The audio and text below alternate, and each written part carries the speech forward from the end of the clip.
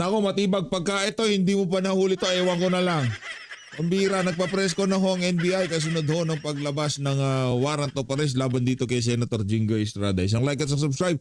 Masaya na ho tayo dyan at sa mga gusto sumali sa ating community, yung join button nandyan lang ho sa baba. Yun na nga, marahil nabalitaan nyo na ho ito ngayong mga panahon na to na kung saan arrest warrant, hold departure order versus Sen Jinggoy sa kasong graft inilabas na. Nako. Ikaw, Melvin Matibag, pagka ito hindi mo pa nahuli, ewan ko na lang. Ha? Yan si Senator Jinggoy, alam mo naman bahay niyan at sigurado ako, naglalaway ka na nahulihin mo yan.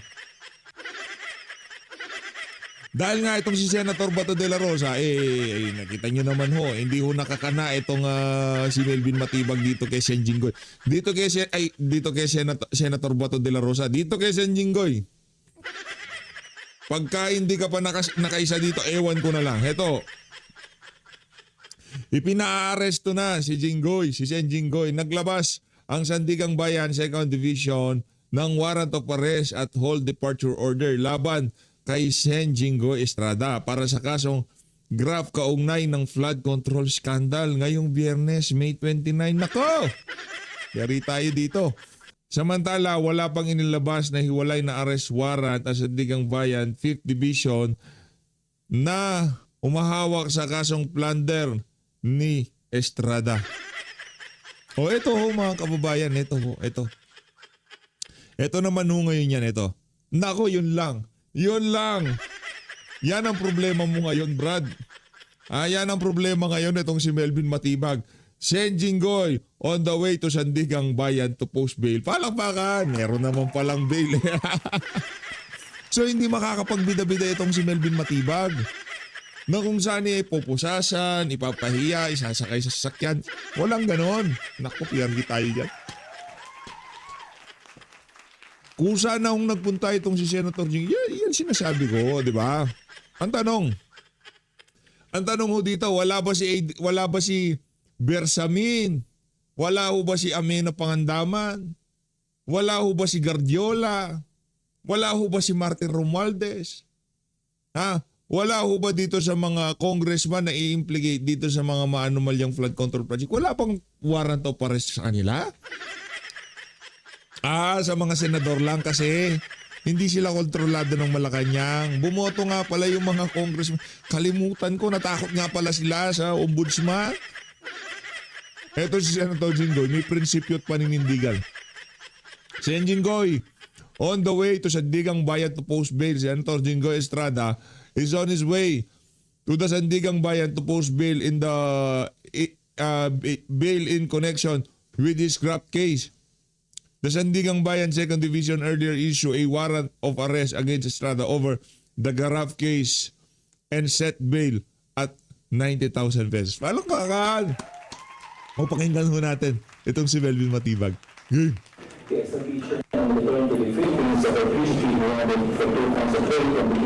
Basura naman itong audio. Pangit. Parang gutom pa kayo.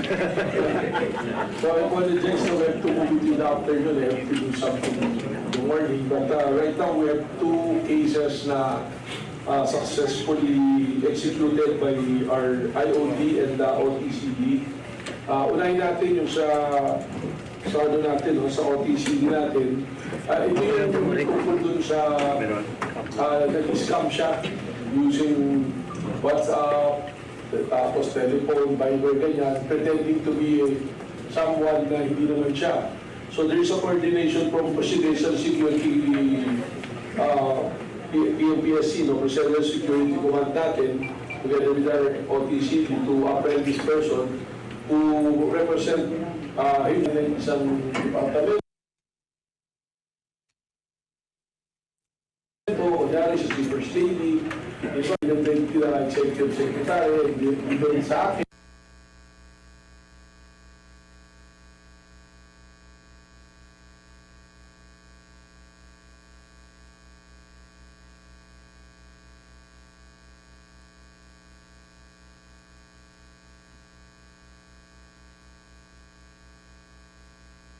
Sira ang audio.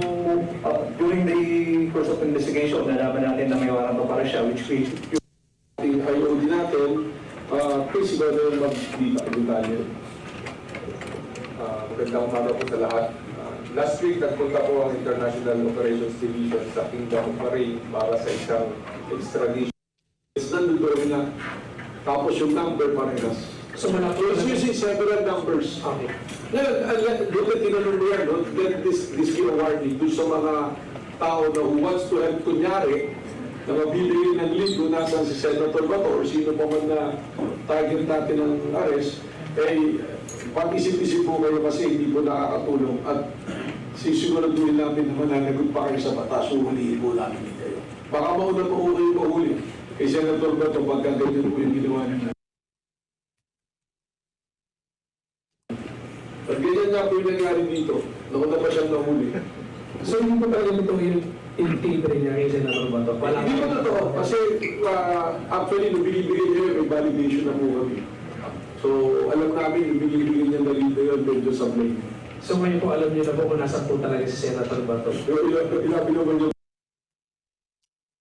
connection yun. We're still building a field. We will find it. We will get it.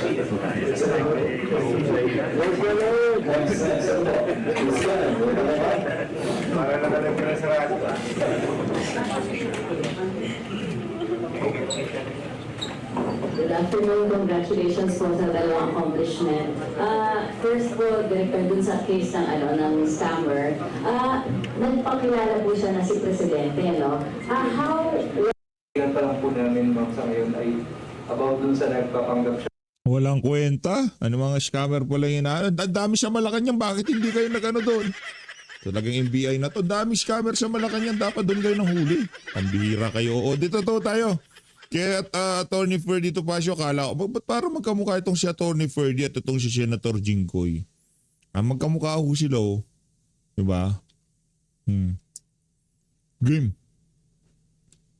Habang hinihintay natin si former Secretary Mike Defensor speaking on behalf of the Partido Demokratiko Pilipino, nais po naming ihayag ang aming pagkabahala, ang aming pagkadismaya sa mga pangyayari na nagaganap po ngayon tungkol po sa ating Senado.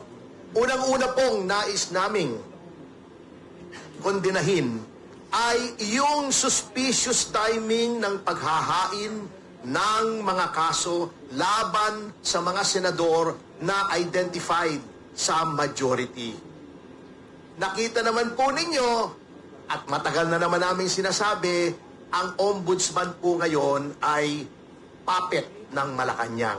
At yan po araw-araw halos ay napatutunayan. Hindi lamang sa mga pahayag ng ating ombudsman, kundi sa paghahain ng mga kaso. Nakita nyo naman po na bagamat laging nakaamba noon as a veiled threat yung mga kaso laban sa mga ibang senador, noong nagkaroon lamang po ng polarization, ng bagong polarization into majority, new majority, and new minority, biglang sunod-sunod na naghain ng mga kaso. Sinampahan po, o sasampahan pa lamang, hindi ko alam, nasampahan na ba, ng kaso si Senador Marcoleta. Plunder daw, dahil sa kontribusyon. Saan kayo nakakitang plunder? Dahil sa campaign contribution. Kung tama po yun, wala na pong pwedeng mag-contribute sa kampanya ng kahit sino.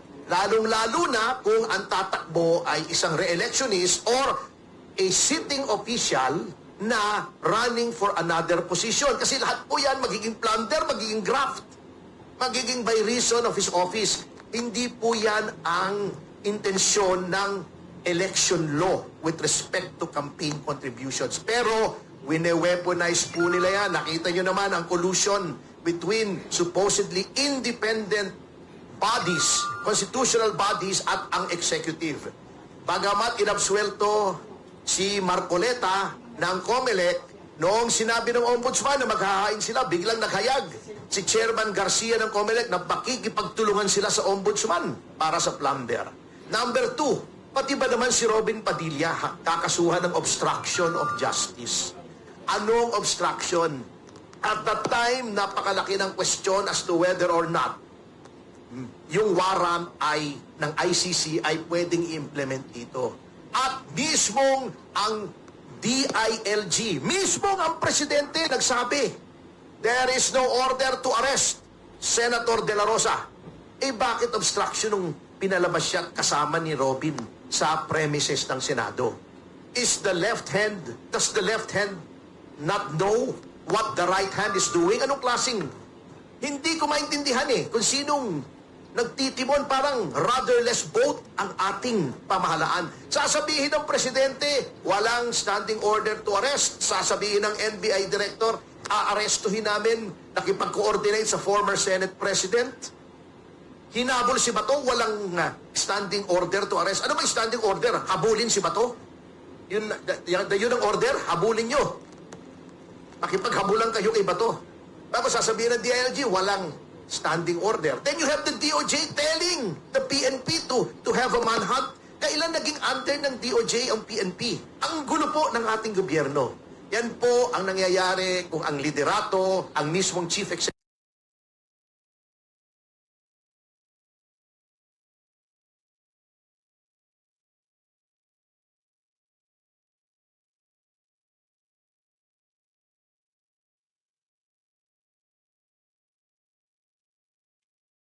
by way of projects, ito kinakasuhan. Number 2, we denounce in the strongest possible terms in the known universe yung threat ni Senator Lacson na perpetual ba? Ano ba yung term na ginamit niya? Forever walk out. Ang dami-dami na po. I was here last Wednesday as a demonstration of support ng PDP kay Senator Amy Marcos. Although ang instruction sa akin, huwag ka na magsalita, just show yourself there na naka-PDP ka at to convey the unspoken message that PDP is behind the efforts of Senator Amy Marcos. Kaya nandyan lang po ako.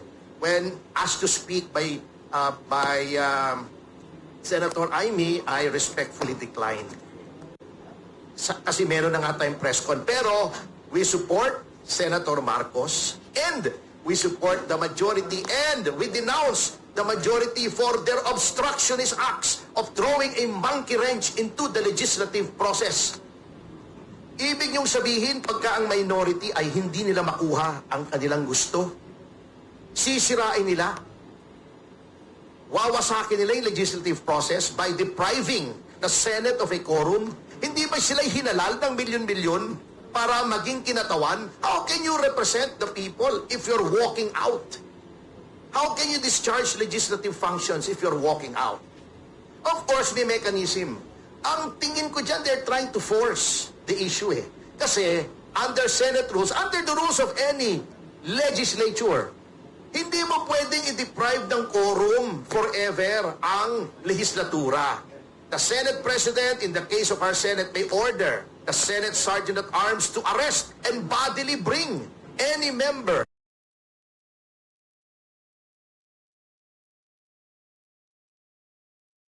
a quorum. Siyempre, mabigat kung gagawin mo yon. They're trying to provoke. Bago sasabihin pa, eto nakakatawa This goes against the grain of everything that we have been taught in constitutional law. Kaya questionin daw nila yung ginagawa ng majority with respect to the rules. Dahil abuse. Since when has changing the rules been an abuse? Prerogative po yan, exclusive prerogative of either the House or the Senate na palitan ang rules niya. Ngayon, may principle po dyan of justiciability. Hindi ko maintindihan Kasi ang tinuro po sa akin ni Mel Santamaria na hindi niya sinusunod ngayon, kapag Basta. By the way, ang ganda nung katabi mo, Asentol. Ganda nung katabi mo, Attorney Ferdy.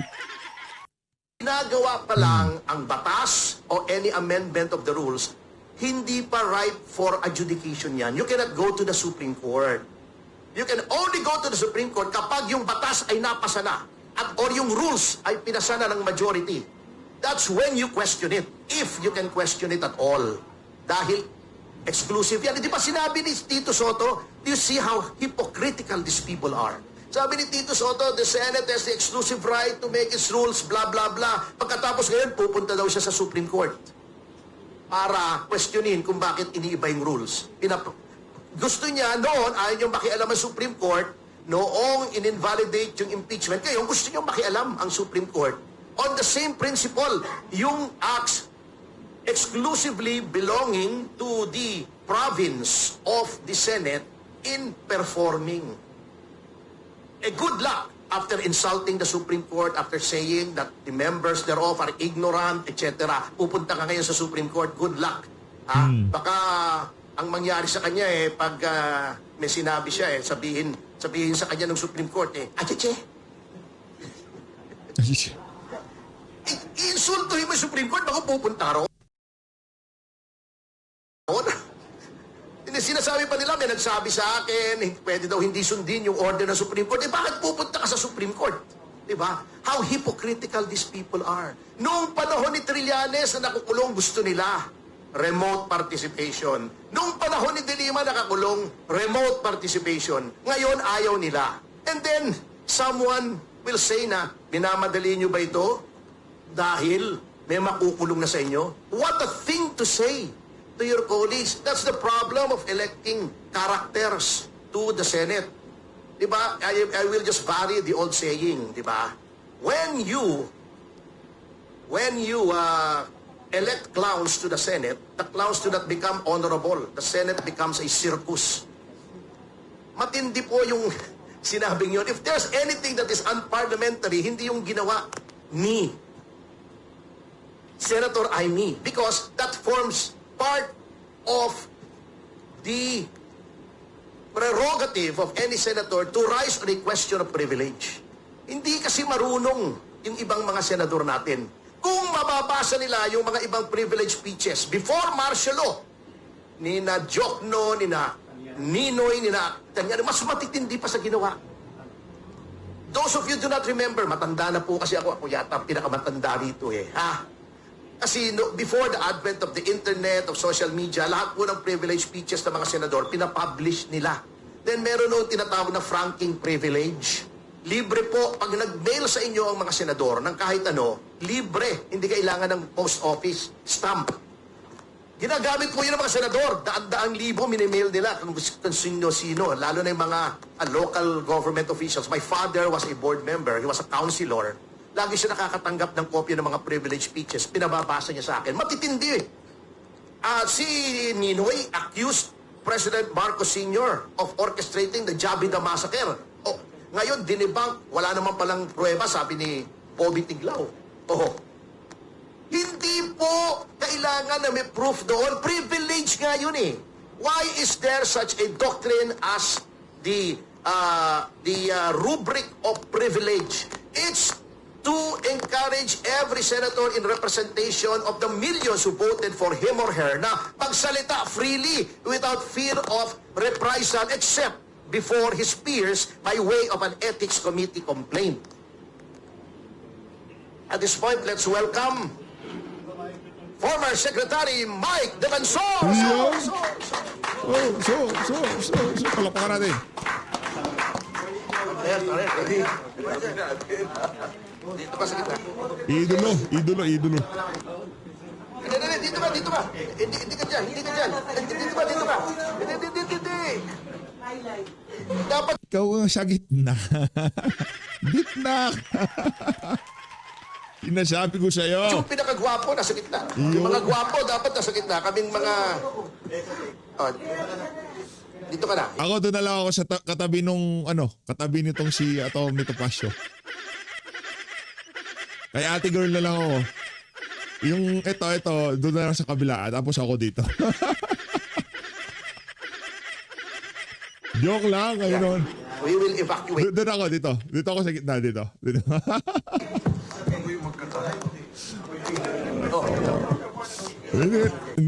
Hindi ko na iniintindi sinasabi na Tony Purdy Topacio. Tinitignan ko lang katabi niya.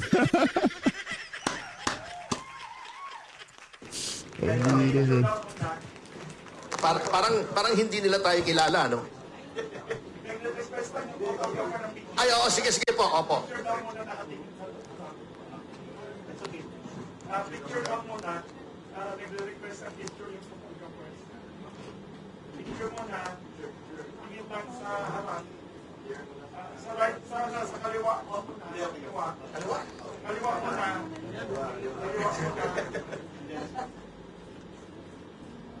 Sa gitna naman. Sa gitna, parang pwede.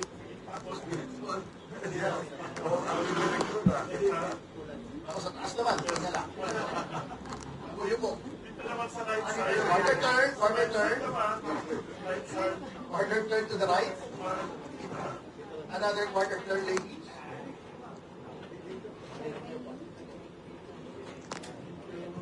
Anyway, to continue with the kind permission of my Sec Mike, actually I was just blabbering about here dahil hinihintay ka namin.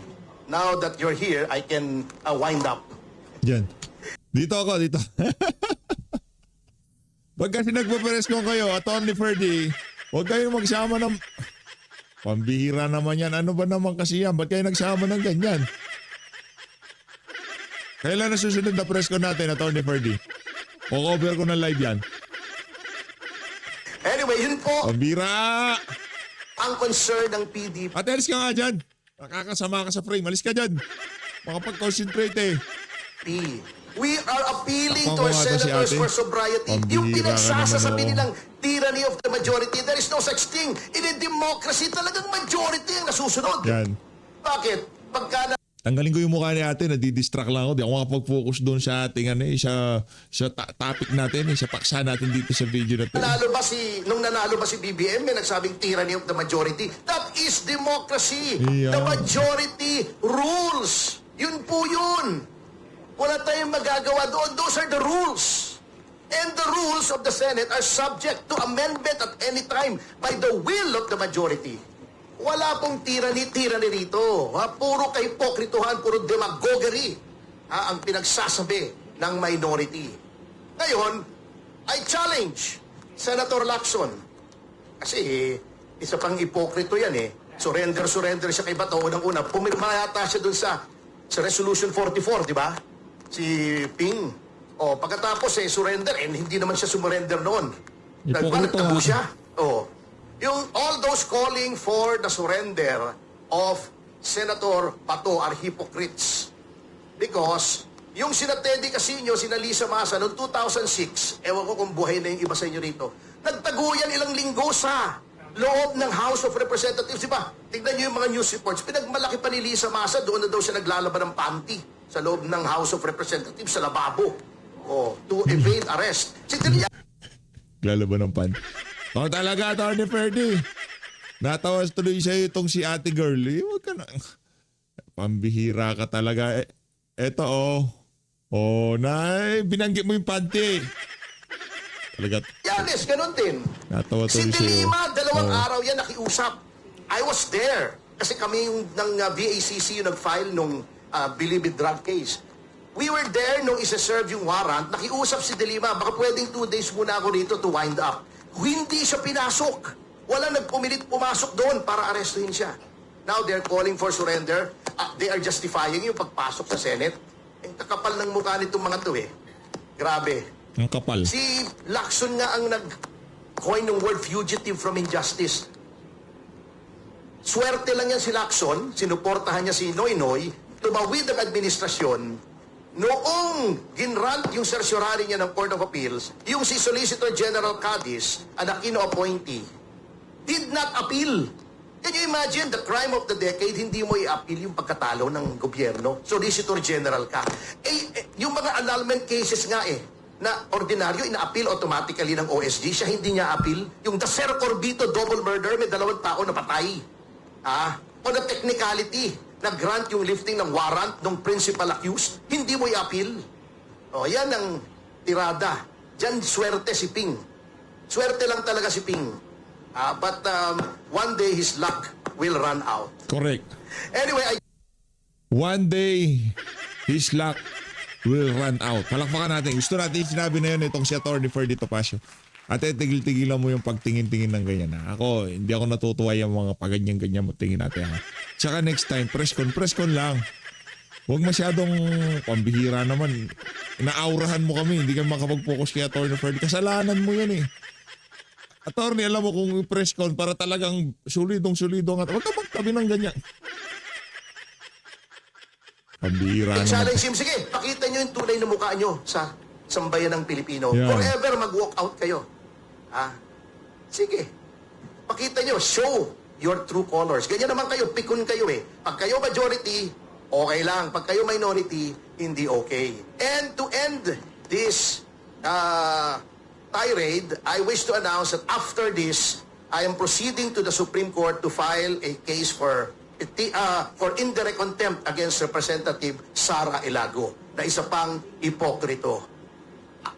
Gustong-gusto niya, ayaw niya na siya ay binabatikos. Pero, gusto niya, igalang daw siya, etc., etc. Although wala namang misogynistic sa sinasabi ko, I was mocking her. I was making a point as part of a political debate. Napaka-sensitive mo. Pero, pagdating sa rules ng korte, ay babastusin mo yung rules. Sinasabi na sa rules of court na confidential yung disbarment, ire-reveal mo. Bastos ka. Ayaw mong bastusin, pero bastos ka. Bastos ka. At yung Makabayan Black, bastos yung mga yan. Dapat nga i-change yung last letter niyan eh. Hindi, letter G. No, anyway. Anyway, ganyan po, we will not stand for such hypocrisy. We will not stand for a violation of our rights. Ang gusto niyo mga yan, sila, red tagging, puro hipokrito eh. Sila, nagagalit sila pag nire-red tag sila, pero ang lakas nila ng loob, magsabing pasista, magdanakaw, si ganito, si ganon, ang matindi ang hypocrisy. We will teach them a lesson. And also in the works, last na po ito, because I know you're anticipating the talk of Secretary Defensor, it's a civil suit against actress Jasmine Curtis is also in the works. Kasi alam nyo, yung mga yung snowflakes, liberal woketards, ang hilig-hilig bumanat, babanatan si Pangulong Duterte. Pagka sasabihin nakakadiri si Suntay, pag sila ang kino-call out, nagagalit sila, nagdedemanda sila. Let's give them a dose of their own medicine. Hindi pwede yan. Kayo lang ang pwedeng bumatikos. Kami hindi pwedeng mag-respond. Demanda nyo. Ito na ang panahon na ika nga kakanana ang mga Duterte supporter. Ito na to eh. Demandahan tayo. Forever. Kung may forever walk out, forever demandahan tayo. I will not stand for such hypocrisy. If only to make a point na hindi pwede yung mindset nyo na kayo lang ang pwedeng mamintas, ayaw nyong mapipintasan. That's BS. I will not stand for that. And I will stand up for my rights. Anyway, maraming salamat po. And now I turn over the floor. Baka bigla siyang sumagaw na, I have the floor! Magalit na. Talaga si ate. Eto talaga si ate, pambihira ka naman. Ano lang, anong nangyayari dito, dinidistract lang tayo nitong si ate. Bigla ko sigawan na, Tanggalin ko na, tignan nyo na lang ulit si I ate. have the floor! Alisin niya si ate, alisin niya. Magkamayan pa kami mamaya. I want to give the floor or to yield the floor over to our boss, our idol, our inspiration, former Secretary Mike Defensor. Thank you so much. Okay. Attorney Ferdy, maraming salamat. And of course, ito sa mga, lahat ng kasama natin dito, mga aktibong kumikilos tungkol dito sa corruption na nangyari dito sa ating bansa. Alam nyo, sa sitwasyon natin ngayon, umigit kumulang 40 na kaming nakasuhan. Sa flood control scandal, ang nakakasuhan pa lang, at least the prominent names, 6. Kasama na ho dyan si Alcantara, si Bernardo, at saka si Bryce, na naging state witness pa. Pero yung lahat na nagagalit, lahat ng sumisigaw, lahat ng nagsasalita, may kaso na. Yan. In fact, I was just talking to Attorney Jimmy. Sabi ko, Attorney Jimmy, may kaso ka ba? O sabi niya, na-dismiss, MR, pending. Attorney Topacio, may kaso. Hindi ko pa, si Ka Eric, ang dami ito, suki rin to ng ano eh. 3, ayun, si Ka Eric. So, ang punto ko dito, itong mga taong tong lahat, Wala naman kaming ginagawang sasabihin mong illegal. Kung hindi nagsasalita kami at galit kami sa korupsyon. At tingin ko, kami ay kumakatawan sa sentimiento ng lahat, hindi lang marami, ng lahat ng Pilipino na gusto ng hustisya, na gusto makulong ang mga nagnakaw at gustong maibalik ang perang ninakaw sa ating bansa. Iyan. So kung titignan po natin sa ngayon, grabe ang naging SWS survey. Tingnan nyo ho, minus 15 nationwide. Pagdating mo dun sa mga bata, 18 to 24, nasa negative 17. Yung 25 to 40 ay nasa 40% galit. Pagdating, sabi nila, ay kayo lang mga galit, yung mga bobo ang nagagalit sa gobyerno.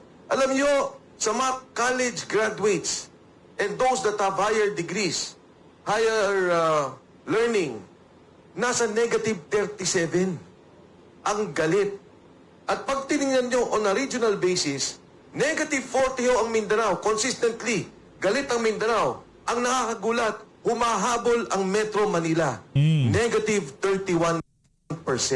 Yun nga mga kababayan. Di ko alam kung bakit parang si Raul yung mga taga-Malaki. Di ba? Anong natawa?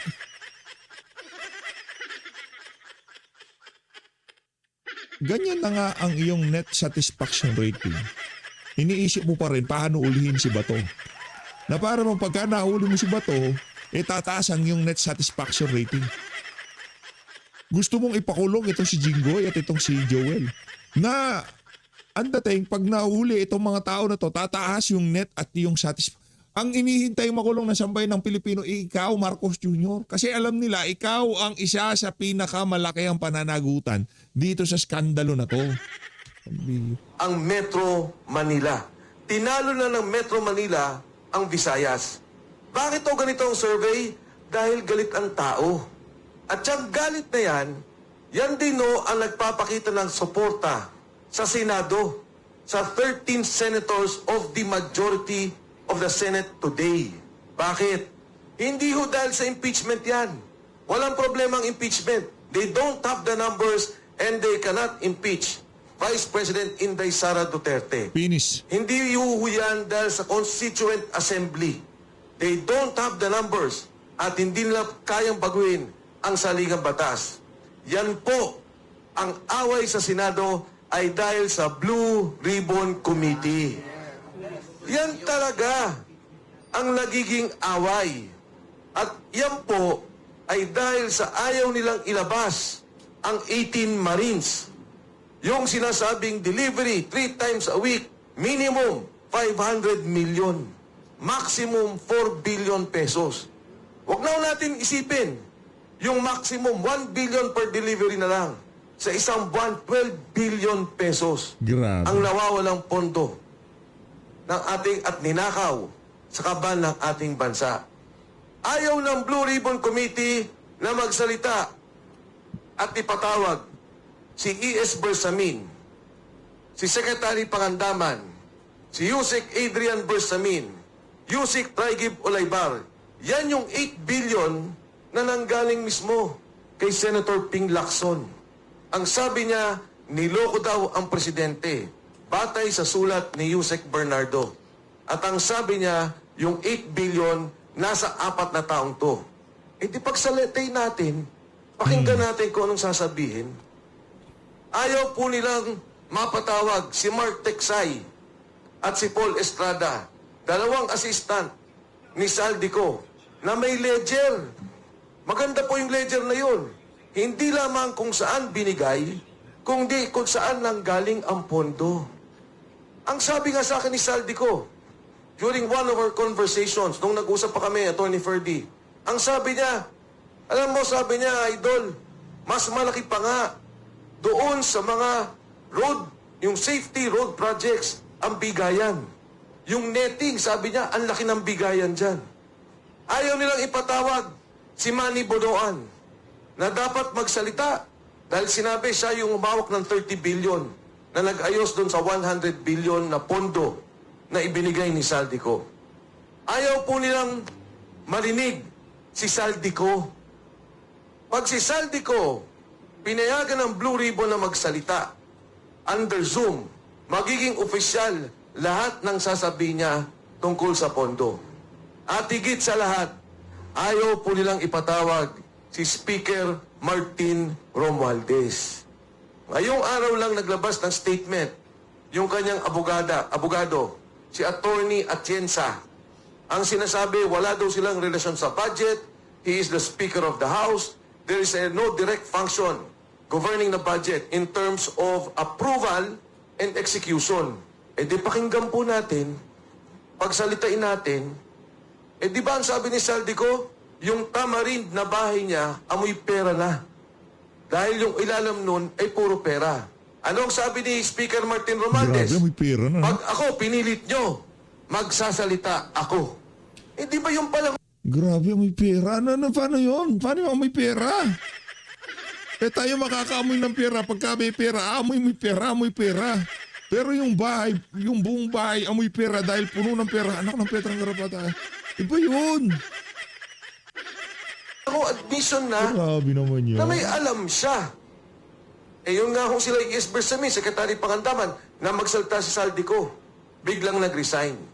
Yan ang ayaw nila sa Senado. Ang Blue Ribbon Committee hearing. Ngayon bakit natin tinutulungan ang majority group na sinasabi lang gusto natin ng virtual voting? Eh kasi naman kakasuhan nila. Sino-sino gusto nilang kasuhan? Jingoy Estrada, Chis Escudero, Joel Villanueva. May 2 kaso pa kay Villar, pero ito yung 3 pending for plunder. May 2 kaso sa ICC, Senator De La Rosa and Senator Bongo. Kasi pagka umayag sa virtual voting, hindi nila makukuha ang liderato. At matutuloy ang Blue Ribbon Committee hearing. Kahit na umaaresto yung 5 yan, hindi nila ma-impeach si Vice President Inday Sara Duterte because they still need 16 votes. So no connection pag inaresto. But with a majority, they can now change the leadership of the Senate. At kukunin ulit nila ang Blue Ribbon Committee hearing at patatahimikin ulit nila, hindi malalaman ng taong bayan ang katotohanan sa pagnanakaw sa ating bansa. Ngayon, Palakpakan muna natin. Ganda ng delivery. Yan sinasabi ko, di ba? Kailangan natin. Yan ang kailangan marinig na sambayan ng Pilipino. ngayon kami ngayon ni Senator Marcoleta biglang nagkakaso. Hindi ako po. Yan ang sinasabi ko. Plunder, non-bailable. Pag hinuli kami, ang bilis. Yun nga sinasabi ko, 40, yung mga nagsasalita, wala kaming sinasabing mag-armas tayo, magrevolusyon tayo, pumatay tayo. Sinasabi lang namin, may pagnanakaw. Hulihin niyo yung magnanakaw, galit kami dyan. Ang bilis ng kaso namin. Si Senator Marcoleta, may plunder. Nagkataon, nadamay ako. Alam niyo, yun yung campaign donation na dinismiss na ng COMELEC. Donation. Dinismiss ng COMELEC, 3 kami na nagkaroon ng campaign donation kay Senator Marcoleta. Dinikit nila yun. Ginawang plunder. Yun lang yun. Ang plunder, kailangan pondo ng gobyerno ninakaw natin. O kung di kaya, yung case ni ERAP, may binigay na pera. Pagkatapos may kapalit. Wala namang kapalit. Wala namang hiningi. Nung ibinigay at tinulungan si Senator Marcoleta, ang standing niya sa survey, number 23. Hindi mo nga alam na mananalo si Senator Marcoleta. Ngayon, kinakasuhan kami at pinapabilis ang kaso. Ang sabi ko nga, kung may nagawa akong pagkakamali, kumain ako ng hopya sa opisina ni Senator Marcoleta. Yun ang kapalit. Pero yung hopya ni Marcoleta, hindi naman siya may-ari. Regalo din sa opisina niya ata yun. Dahil nung nakita siyang kumakain sa kongreso ng hopya, yung mga suporta niya natutuwa, nagpapadala ng mga hopya-hopya. Sarap ng hopya, no? Yung hopyang munggo. Naku, sarap niyan. Hopyang ube. Di ba? Opya ang makapuno. Pero ba nun? Ang paborito ko makapuno eh. Opya tapos makapuno. Ano, Oo, nakita search ko. ko. Hindi naman masarap. Oo. Sabi ho nung tinanong ako, sabi niya, wala ho ba kayong hinihinging pabor? Ngayon, Ngayon, no, ube tsaka makapuno. Ang sarap na combination nito.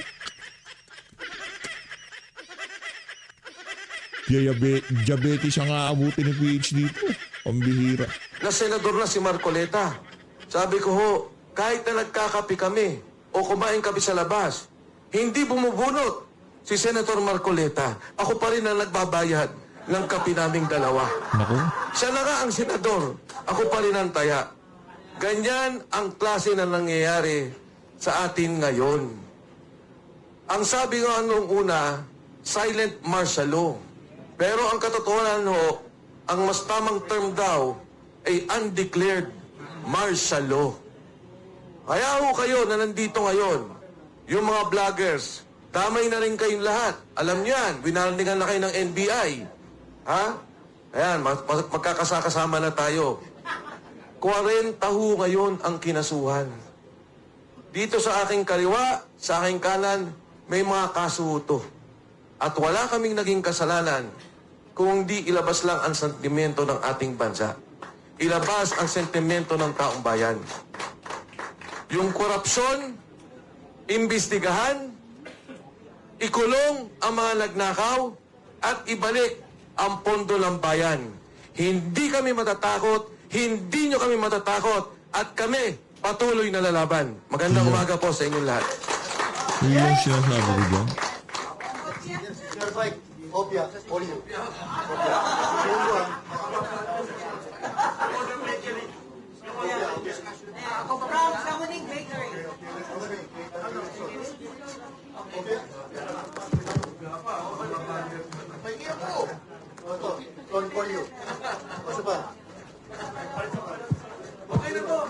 Okay, let's listen to Attorney Jose Topacio.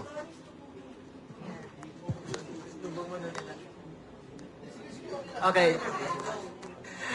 Maraming salamat ulit sa pagpunta. Very briefly lang, i-discuss ko yung points ng dissenting opinions ng mga justices doon sa case ni Bato.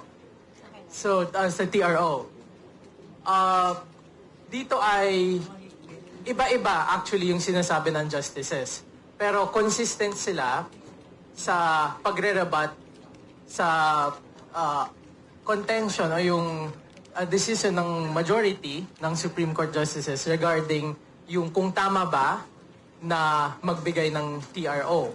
Kung babasahin po natin yung main na decision kasi, sinasabi ng Korte Suprema na dahil pinagdidiskusyon muna yung validity o kung pwede bang ikulong si Senator Bato batay sa... Okay, and to the point. Wala nang commentaries, okay? Okay, who's first? Wala. Oh, sige. Okay, ladies first. Ladies first. Maki. Kay Secretary Mike and Attorney Topacio. Ano lang, comment lang kasi, so bakit kayo nagbigay nung 30 million pesos to a public officer? Because when you gave that, he was an elected official. So bakit kayo nagbigay? Tapos kay Attorney Topacio, Attorney si di ba si Senator Marcoleta accepted at least 75 million pesos and did not declare it sa kanyang salin. Iba na to dun sa COMELEC that you were mentioning. Ito na yung case na na-file sa Sandigan Bayan. So if you can just... If I can comment on both questions. Number one, nung January, Senator Marcoleta was already a candidate for senator. Kahit na nga magbigay ako dyan ng 1 billion, 2 billion, yung isa galing kay Attorney Jimmy, walang illegal doon. Dahil yan ay walang kapalit at hindi yan nakaw na pera. Senator Marcoleta was about to run. He already filed and he was about to run. Hindi pa lang yun campaign period. Pangalawa, bakit wala sa SALN ngayon? Kasi nga ginastos nung kampanya. Diba? Kasi tinulong kailangan niya ng ginastos at diniklara naman niyang ginastos niya, kinakailangan niya yung puntong yun. Now, case in point with Senator Kong, takbo ko ha. Grabe naman. Marcoleta, kung ang lahat ng tumulong sa kanya, kakasuhan, I would think more than 500 people will have cases. Bakit? Hindi naman kaila sa marami, si Senator Marcoleta ay tinulungan ng marami. Correct. Dito lang sa Metro Manila, pag nakita niyo yung mga poster nila katabi si Senator Marcoleta. Ang dami niyan, all over the Philippines. At yan, yung pinipilit nila na gawing plunder, susundan ko, papatulang ko yung ginagawa na. Kunin nila lahat ng sose ng senador. From former Senator Vicente Soto, Tito Soto, kala Senator Ping, Senator Risa, lahat ng nag-donate, pagdugtong-dugtongin nila at i-file din nila. Dahil it was as simple as that.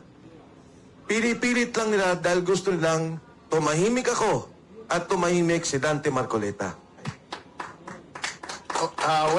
In response to that, I'm not authorized to speak on behalf of Senator Marcoleta. No? Kaibigan natin yan, pero hindi ko siya kliyente. But from a strictly legal point of view, there is a misconception among the uninitiated na kapag nagbigay ka ng pera sa isang public official, that is graft. That is not the case. May qualification yan. By reason of his office. Ano yung by reason of his office? Office hindi yung opisinang physical, o yung title niya. By reason of his function. Office can also mean function. Google niyo yan sa Merriam-Webster's dictionary kung anong ibig sabihin ng office. Yun po ang ginamit ng batas. By reason of his office. By reason of his function. What do you mean by that? Binigyan mo siya ng pera kasi may gusto kang gawin na within his powers na kapalit nung pera. Okay. Bakit binigyan ng pera si Senator Marcoleta? May hinihibang kapalit. It is not by reason of his office. It is by reason of his candidacy. Okay? Meron ding precept sa legal hermeneutics or legal statutory construction. Construction, hindi yung construction ng Yan ka na naman nating talaga si ating oo. Next time ha. bahaya. Interpretation. Ang batas Parang alam niyang i-cover ng mga vlogger. Talagang umaura si ating, Pambihira ka ating. kapag iyong ini-interpret, hindi mo ini-interpret in a vacuum or in isolation. Titignan mo yung related laws. Ano nakalagay sa Anti-Graft and Corrupt Practices Act? Hindi pwedeng tumanggap ang any public official by reason of his office. Anong nakalagay sa Omnibus Election Code? Allowed ang contributions up to a certain point kasi merong spending limit per voter per constituency. Probinsya, lungsod, distrito, nationwide.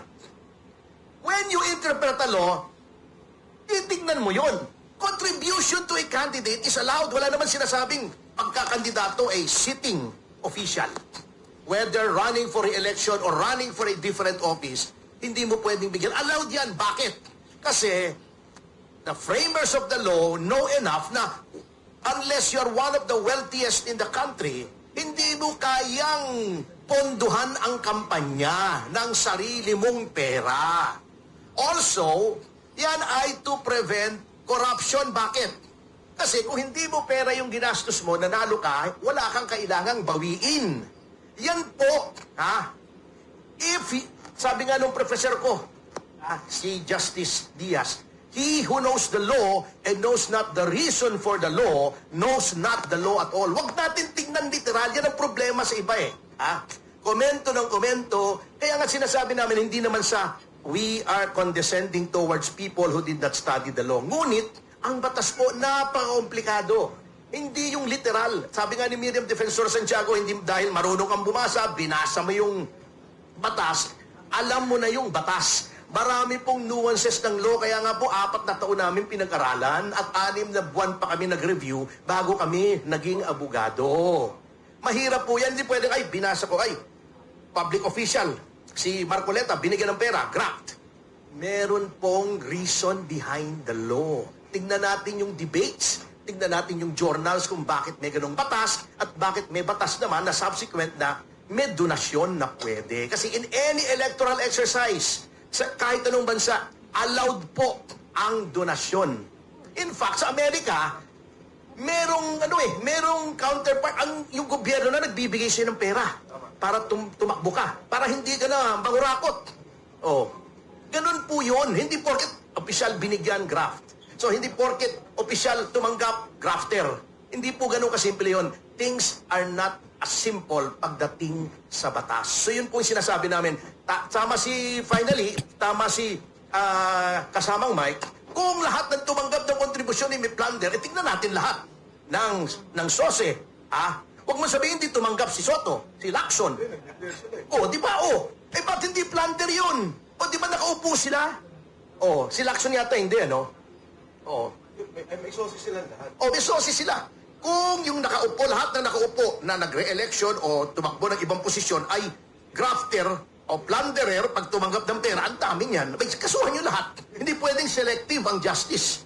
Hindi pwedeng kung sino lang kasuhan. At yan ang ulitin ko, I told you so. Sinasabi ko na sa inyo, magiging kamoting kahoy ang Office of the Ombudsman kapag si Boying Remulla ang nilagay nyo dyan. Kaya we moved heaven and earth para hindi siya mailagay. Not for us, but for our country, para hindi masira yung institusyon natin.